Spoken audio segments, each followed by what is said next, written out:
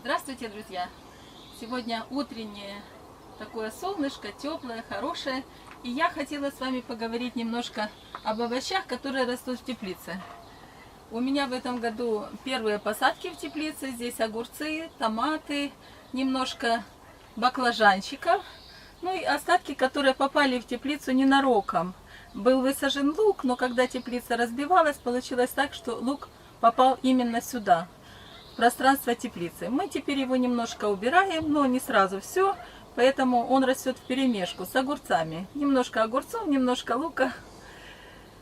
Хочу вам сказать, что теплица – это особые условия выращивания. Здесь все растет намного быстрее и становится намного больше, чем если бы вы выращивали его в открытом грунте. Посмотрите, вот, например, огурцы. Листья просто огромные. И это при том, что они получают такое же питание, как и в открытом грунте. Но за счет того, что здесь повышенная влажность и повышенная температура, растения чувствуют себя намного лучше. Такая же ситуация наблюдается и с томатами. Томаты в теплице чувствуют себя просто роскошно. Они огромные. Я высаживала томаты такие же и в открытом грунте. Я вам покажу сейчас, как выглядят они там, и вы будете иметь возможность сравнить, как выглядят эти томаты, которые растут в теплице, в сравнении с теми, которые растут в открытой почве. Посмотрите, какие толстые, мощные стебли, огромные листья. Масса завязи цветочной уже.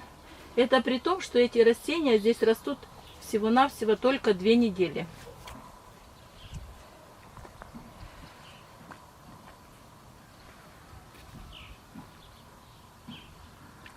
Вот так выглядят те же томаты, которые растут и в теплице. Посмотрите, насколько отличаются растения. Здесь цветения практически еще нет. Только единичные экземпляры.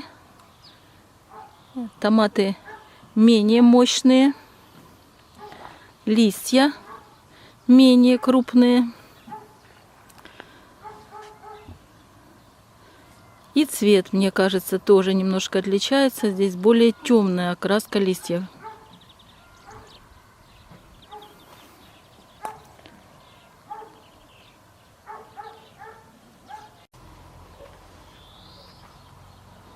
Теперь хочу вам еще показать, как выглядит сладкий перец. Идемте.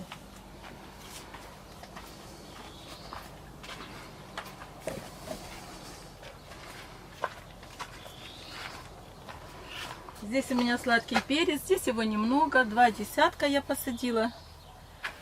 Это 2 сорта Геркулес. Вот посмотрите, как он выглядит. Огромный толстый стебель тоже. Уже есть первая завязь. Вот первая завязь. Коронный цветок я удалила, чтобы растение развивалось. Не тратила силы пока на цветение и на образование плодов.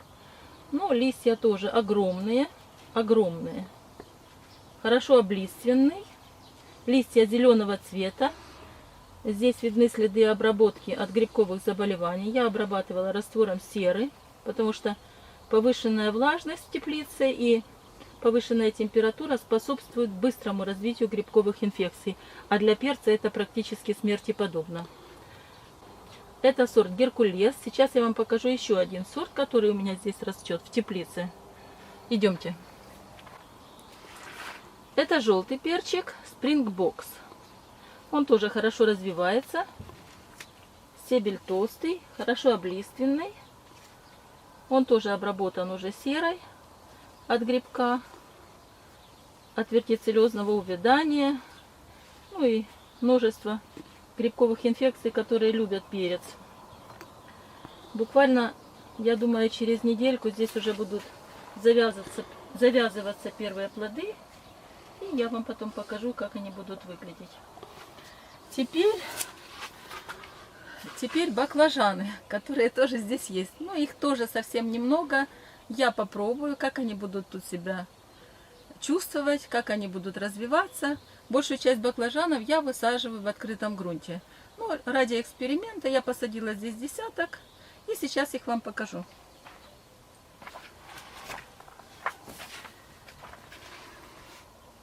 Вот посмотрите, это баклажанчики.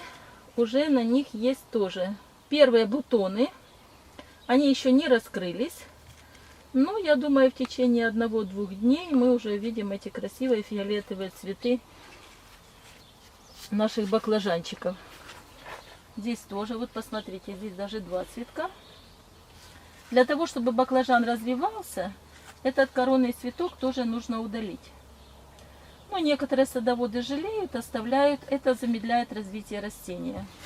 Теперь для санитарной обрезки эти листья, которые ниже развилки, в которой формируется коронный цветок, вот они, видите, это тоже желательно удалить, потому что они соприкасаются с почвой и провоцируют тоже развитие грибковых инфекций. Но сейчас я это делать не буду, я сделаю это после съемок.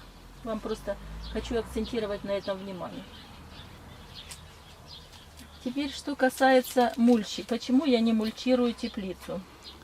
Потому что под мульчей развиваются слизни. А для теплицы это довольно пагубно. Поэтому я пока оставляю грунт открытым. Может, немножко попозже, когда пройдет их брачно-конфетный период, я замульчирую. Здесь еще есть у меня парочка кабачков, которые так как бы для поддержки, чтобы были под рукой. Это зеленый цукини, красавчик. Уже есть 4 завязи. Хочу вам сразу показать, как отличаются женские цветки кабачка от мужских. Вот посмотрите. Вот это вот женский цветок, у него уже формируется плод. А вот это мужской цветок. В нем плода не будет. Он даст пыльцу для завязывания этого плода. Если у вас партенокарпические сорта кабачков, то этот цветок практически свою функцию не выполняет. Здесь происходит опыление самостоятельное. Вот еще один кабачок. Это будет обычный кабачок, зелененький. Здесь тоже уже масса плодов